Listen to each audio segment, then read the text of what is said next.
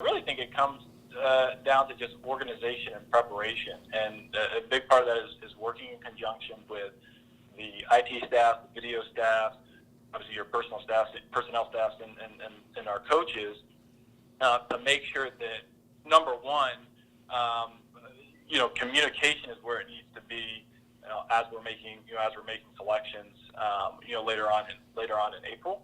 I think that's really the biggest thing. So one of the things that we're going to do over the next 2 weeks, as we get our virtual war room, so to speak, set up, we are going to go through a couple dress rehearsals so that we can make sure that we,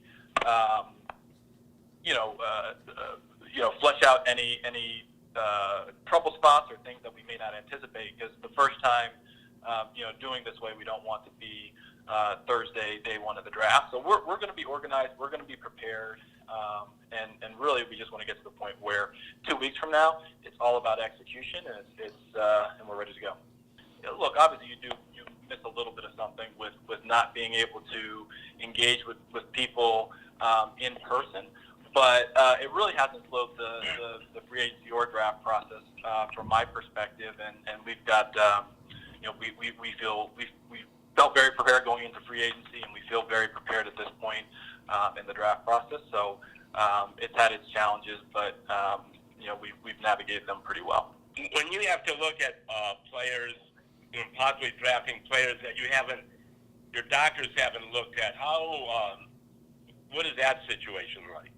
I think we're fortunate on a number of levels. Number one, we did have the combine in February, and that every year is really the most important part of the combine is getting the medical information and getting the baseline and preliminary medical information for roughly 330 prospects.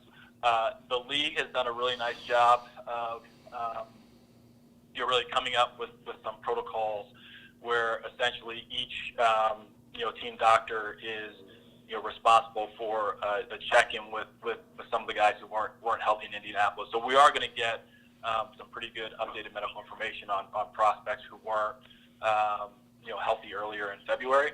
I think the bigger challenge is for players who were non-combine invitees, and digging on medical information there. But that's, again, a challenge that we face every year. But look, all teams have faced the same challenges, and I guess from my perspective,